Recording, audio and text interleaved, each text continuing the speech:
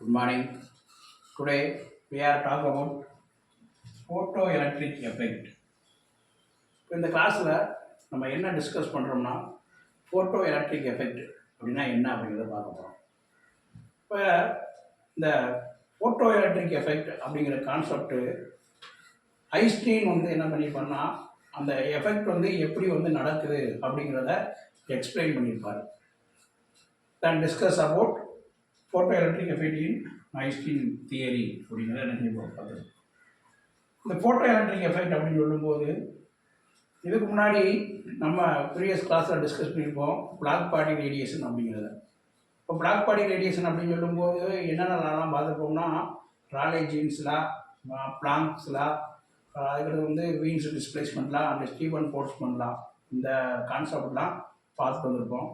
இதில் லாஸ்ட்டு அந்த Max Planck என்ன சொல்லியிருப்பாருன்னா த எனர்ஜி இஸ் குவான்டைஸ்டு அப்படிங்கிறத சொல்லியிருப்பார். எனர்ஜி இஸ் குவான்டைஸ்டு அப்படிங்கிறத சொல்லியிருப்பார். இப்போ எனர்ஜி இஸ் குவான்டைஸ்டு அப்படின்னு சொல்லும்போது இந்த பிளாக் பாடியிலேருந்து வரக்கூடிய அந்த எமிட்டட் ரேடியேஷன்ஸ் என்னன்னா என்னன்னா குவான்டா அப்படிங்கிறத நினச்சிருப்போம் சொல்லியிருப்போம். ஈஸ் ஈக்குவல் டு ஹெச்மி அப்படிங்கிறத சொல்லியிருப்போம். அப்போ இந்த இடத்துல இந்த ஐன்ஸ்டீன் ஃபோட்டோ எலக்ட்ரிக் எஃபெக்ட் மூலமாக நம்ம என்ன சொல்ல வராது அப்படின்னு பார்த்தோம்னா when a beam of electromagnetic radiation of a particular frequency falls on a metal surface, the latter emits electrons to give overcome binding energy. அப்போ இதில் என்ன சொல்கிறோம் அப்படின்னா ஒரு மெட்டல் சர்ஃபேஸில் தன் மேக்சிமம் ஃப்ரீக்குவன்சி உள்ள ஒரு வேவ் லென்த்து தென் எனர்ஜி ரேடியேஷனை நம்ம பாஸ் பண்ணும்போது அந்த மெட்டல் சர்ஃபேஸில் இருக்கக்கூடிய எலக்ட்ரான்ஸ் எமிட் ஆகி வெளியே வருது. கெட் ஆன் மெட்டல் சர்ஃபேஸ் அப்படிங்கிறத பார்க்குறோம். எலக்ட்ரான் எமிட் ஆகி வெளியே வருது. அப்போ இந்த இடத்துல அந்த எலக்ட்ரான் வெளியே வர்றதுக்கு தேவையான அந்த எனர்ஜியை எங்கேருந்து எடுத்துக்கிறதுனா நம்ம எமிட் பண்ணக்கூடிய அந்த ரேடியேஷன் மூலமாக என்ன அந்த போட்டான் மூலமாக எடுத்துக்கிட்டு தென் அந்த மெட்டல் சர்ஃபேஸை விட்டு வெளியே வருது. So over come binding energy அப்படின்னு சொல்லும்போது தென் அந்த மெட்டல் சர்ஃபேஸில் இருந்து எலக்ட்ரான் வெளியே வர்றதுக்கு என்ன செய்யும், கொஞ்சம் எனர்ஜியை எடுத்துக்கிட்டு மிச்சம் இருக்க எனர்ஜியை வச்சு என்ன செய்யும், அந்த மெட்டல் சர்ஃபேஸை விட்டு என்ன செய்யும், வெளியே போகும். அதான் ஓவர் கம் த பைண்டிங் எனர்ஜி அப்படின்னு சொல்லுவோம். இப்போ ஒரு மெட்டல் சர்ஃபேஸ் இருக்குன்னா இந்த மெட்டல் சர்ஃபேஸில் நம்ம என்ன செய்யறோம்னா இந்த மெட்டல் சர்ஃபேஸில் நம்ம இந்த லைட்டை என்ன செய்யறோம், பாஸ் பண்ணுறோம். எலக்ட்ரோமேக்னெட்டிக் ரேடியேஷன் பாஸ் பண்ணுறோம். we know that an electromagnetic radiation energy is equal to hν அப்படின்னு என்ன செய்யறோம். அப்போ பாஸ் பண்ணும்போது இங்கே இருக்கக்கூடிய அந்த எலக்ட்ரான் என்ன செய்யணும்னா எலிமினேட் ஆகி என்ன செய்யுது, மெட்டல் சர்ஃபேஸை விட்டு வெளியே போகுது. அப்போ இந்த எனர்ஜி அப்படின்னு சொல்லும்போது இங்கே வரக்கூடிய அந்த ரேடியேஷன் எனர்ஜியை எலக்ட்ரான் அப்சர்வ் பண்ணிட்டு மிச்சர் அப்சர்வ் பண்ணிட்டு மெட்டல் சர்ஃபேஸ் விட்டு வெளியே வந்துடுது. மிச்சம் இருக்க எனர்ஜி வச்சு என்ன செய்யுது, இந்த மெட்டல் சர்ஃபேஸை விட்டு வெளியே வந்துடுது. அப்போ இந்த எலக்ட்ரானோட கைனடிக் எனர்ஜி அப்படிங்கிற போது நம்ம என்ன சொல்லணும்னா ½ mv², ½ mv² அப்படிங்கிறத சொல்லுவோம். இப்போ இந்த ஃபோட்டோ எலக்ட்ரிக் எஃபெக்டில் நம்ம ரெண்டு பாயிண்ட் என்ன செய்யறோம்னா அப்சர்வ் பண்ணுறோம். ஒன்று photo electric emission of a electron is possible only with a light of certain minimum frequency. This threshold energy gives metalise UV region அப்படின்னு பார்க்குறோம். அப்போ மெட்டல் சர்ஃபேஸில் இருந்து எலக்ட்ரான் ரிமூவ் ஆகி வெளியே வரணும்னா நம்ம அதுக்கு என்ன செய்யணும்னா மேக்ஸிமம் எனர்ஜி என்ன செய்யணும், மேக்ஸிமம் எனர்ஜி ஆஃப் ரேடியேஷனை பாஸ் பண்ணால் மட்டும்தான் அந்த மெட்டல் சர்ஃபேஸில் இருந்து electron to get on out of the surface வெளியே வரும். சர்ஃபேஸ் விட்டு மெட்டல் சர்ஃபேஸை விட்டு அதாவது மினிமம் எனர்ஜி அப்படின்னு சொல்லும்போது இந்த μ0 அப்படின்னு சொல்லுவோம். மினிமம் எனர்ஜி அப்படின்னு சொல்லும்போது இந்த த்ரெஷோல்டு எனர்ஜி. மினிமம் எனர்ஜி இருக்கும்போது அந்த எனர்ஜி அப்சர்வ் பண்ணிக்கிட்டு தென் எலக்ட்ரான் என்ன செய்யும்னா அந்த மெட்டல் சர்ஃபேஸோட அவுட்டர் லேயரில் என்ன செய்யும், இன்னைக்கு அவுட்டர் லேயரில் என்ன செய்யும், இங்கே மாதிரி என்ன செய்யணும்னா இந்த மாதிரி இருக்குன்னா இந்த இடத்துல என்ன செய்யும் அப்படின்றோம். இந்த த்ரெஷோல்டு எனர்ஜி அப்படின்னு சொல்லுவோம். த்ரெஷோல்டு எனர்ஜி μ0 அப்படின்னு சொல்லுவோம். அதுக்கடுத்து இன்னொரு பாயிண்ட் என்னன்னா, the kinetic energy of the emitted electron increases on increases frequency but remain unaffected on increases the intensity of light. அப்போ இந்த செகண்ட் பாயிண்ட் வந்து இம்பார்ட்டண்டான பாயிண்ட். இதில் என்ன சொல்கிறோம்னா, வெளிவரக்கூடிய அந்த எலக்ட்ரானோட எனர்ஜி, அதாவது எலக்ட்ரானோட கைனெட்டிக் எனர்ஜி இன்க்ரீசஸ் ஆகுதுன்னா அதுக்கு டிபெண்ட் ஒன்லியா ஃப்ரீக்குவன்சி, லைட்டோட ஃப்ரீக்குவன்சியை பொறுத்து தான் டிபெண்ட் பண்ணியிருக்கு. வெளிவரக்கூடிய எலக்ட்ரானோட கைனெட்டிக் எனர்ஜி இன்க்ரீஸ் ஆக காரணம் தென் லைட்டோட ஃப்ரீக்குவன்சி. பட் ரிமைன் அன்அஃபெக்டடாக increase of the intensity of light. நம்ம எலக்ட்ரானோட கைனெட்டிக் எனர்ஜி எதை வச்சு இன்க்ரீஸ் ஆகுதுன்னா வரக்கூடிய அந்த ஃப்ரீக்குவன்சியோட ரேஞ்சை வச்சு தான் என்ன செய்யுது, இன்க்ரீஸ் ஆகுது. தவிர தென் இன்டென்சிட்டி ஆஃப் லைட் இன்க்ரீஸ் ஆகிறதுனால தென் வெளிவரக்கூடிய எலக்ட்ரானோட என்னது கைனெட்டிக் எனர்ஜி இன்க்ரீஸ் ஆகலாம். அதாவது வெளிவரக்கூடிய அந்த எலக்ட்ரான் வந்து என்னது அதோட கைனெட்டிக் எனர்ஜி வந்து என்ன செய்யுது, இன்க்ரீஸ் ஆகலாம் அப்படிங்கிறத சொல்கிறோம். அதுக்கடுத்து metal can observe this is equal to h mu, is equal to h mu குவாண்டா அப்படிங்கிறத சொல்கிறோம். Is equal to h mu குவாண்டா அப்படிங்கிறத சொல்கிறோம். அப்போ நம்ம அந்த மெட்டல் சர்ஃபேஸில் பாஸ் பண்ணக்கூடிய அந்த லைட் எனர்ஜியானது என்னதுன்னா கண்டினியூஸ் எனர்ஜியாக போல. கிளாசிக்கல் மெக்கானிக்ஸ் படி இந்த எனர்ஜிஸ் என்னது கண்டினியூஸ் அப்படின்னு சொல்லல. இந்த இடத்துல வந்து நம்ம என்ன செய்யணும்னா குவாண்டம் மெக்கானிக்ஸ், பிளான்ஸில் குவாண்டம் மெக்கானிக்ஸில் இந்த எனர்ஜி வந்து என்ன செய்யறோம், குவான்டைஸ் அப்படின்னு சொல்லணும். குவான்டைஸ் அப்படின்னு சொல்லும்போது photon is equal to h mu. இப்போ ஐன்ஸ்டீன் வந்து என்ன சொல்கிறாருன்னா, அந்த வெளிவரக்கூடிய அந்த எமிட்டட் ரேடியேஷன் எனர்ஜி வந்து ஸ்மால் பாக்கெட் ஆஃப் எனர்ஜி அப்படிங்கிறத சொல்கிறாங்க. Small packet of energy, small packet of energy அப்படின்னு சொல்லும்போது என்னது discontinuous set of energy levels அப்படிங்கிறத என்ன செய்யறாங்க இந்த இடத்துல சொல்கிறாங்க. அப்போ இப்போ ஒரு எக்ஸாம்பிளுக்கு ஒரு 10 போட்டானை நம்ம என்ன செய்யறோம் கொடுக்கும்போது அந்த இடத்துல 10 எலக்ட்ரான் வந்து என்னது மெட்டல் சர்ஃபேஸ் விட்டு எலிமினேட் ஆகி வெளியே வருது அப்படிங்கிற மாதிரி என்ன செய்யறோம் இந்த இடத்துல சொல்லுவோம்.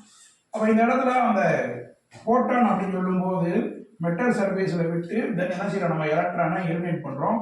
Conservation of energy, conservation of energy அப்படின்னு சொல்லும்போது எனர்ஜியை வந்து நம்ம என்ன செய்யலாம், வேஸ்ட் பண்ணல. ஒரு எனர்ஜியை ஒரு எனர்ஜியை என்ன செய்யறோம், நம்ம கன்சர்வ் தான் பண்ணுறோம். Conservation of energy then leads to the Einstein equation for photoelectric emission. Photoelectric emission அப்படிங்கிறத இதில் பார்த்தோம்னா இந்த ஐன்ஸ்டீன் ஈக்குவேஷன் அப்படின்னு சொல்லும்போது photoelectric emissionல half mv square equal to h mu minus pi equal to h mu minus h mu naught.